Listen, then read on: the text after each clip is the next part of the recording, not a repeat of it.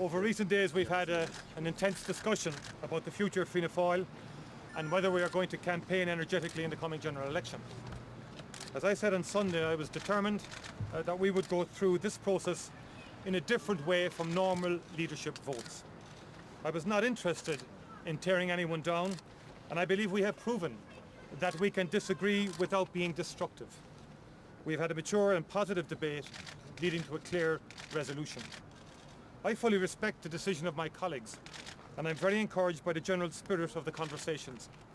There's no doubt that we now have a renewed sense of energy and commitment to bringing our message to the people.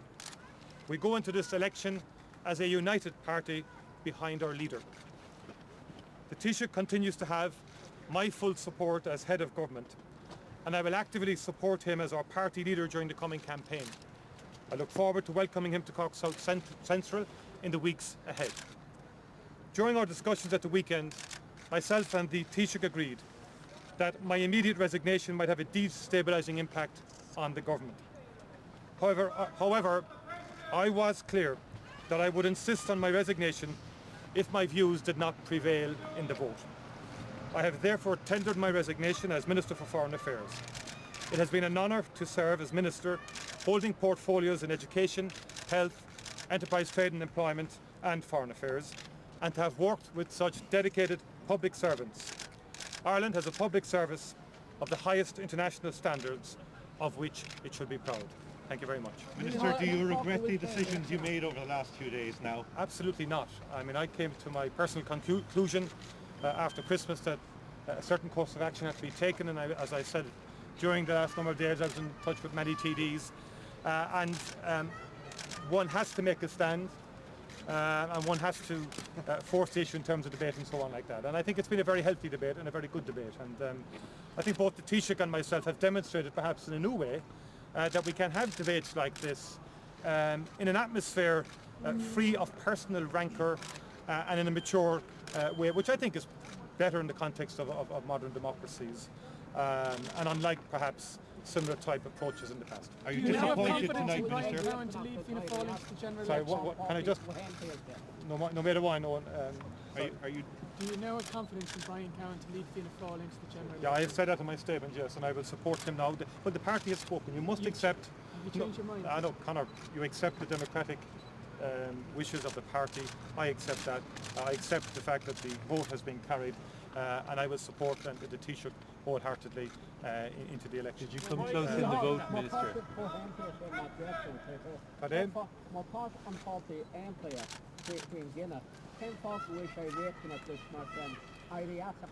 Mar I mohorim se de hádig se amach quiblí agus de chuime gwine an Taoiseach agus votáil me a gwine an Taoiseach agus tá principle an agus bhí sin in English, basically what I'm saying there is that I've a basic view that if you come out as publicly as I did and lead in the manner that I did in a certain direction and spoke against the Taoiseach in that manner, the leader of the party, and cast a vote against him in a vote of confidence, I think that is incompatible with staying in an office. And I've said this to the Taoiseach, and I just think it's a fundamental principle that one has to adhere to. And that's why I've taken this course of action. It's without any sense of rancour like that. I think it's the proper thing to do. It's the honourable course of action to do. And that's the spirit in which I do it. And I also would say to you that I've taken heart from the contributions that were made by parliamentary colleagues this evening on both sides of the debate. And I will now support the government in completing its legislative programme for the remainder of the term. Do you retain the ambition to leave Fianna Fáil should a vacancy arise? There is a view that the Taoiseach won the confidence vote tonight by an overwhelming majority.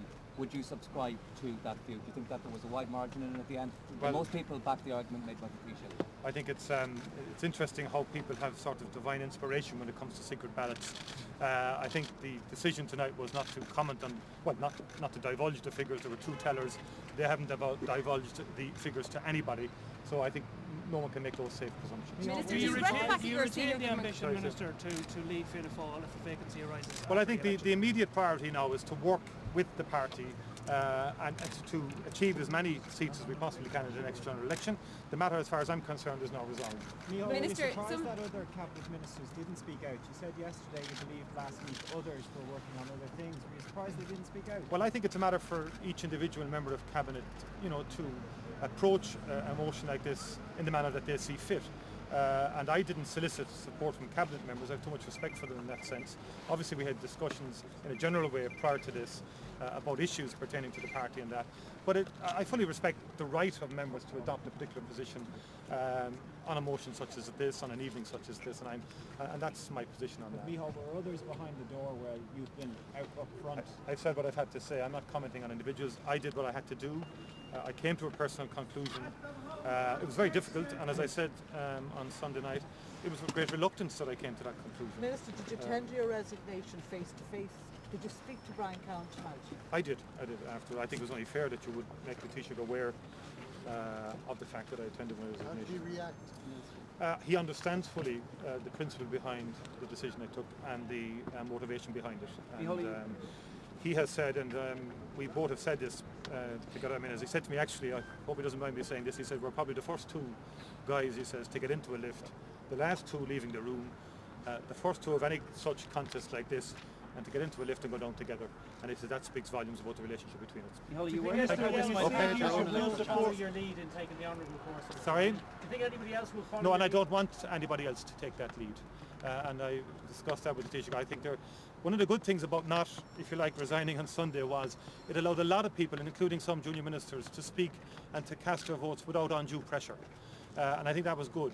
I certainly would not want any younger members to in any way be affected by this debate, and I've made that very clear, and that's agreed, and I think there's no question of that, and nor should there be. Okay, thank you very much. Thank you very much.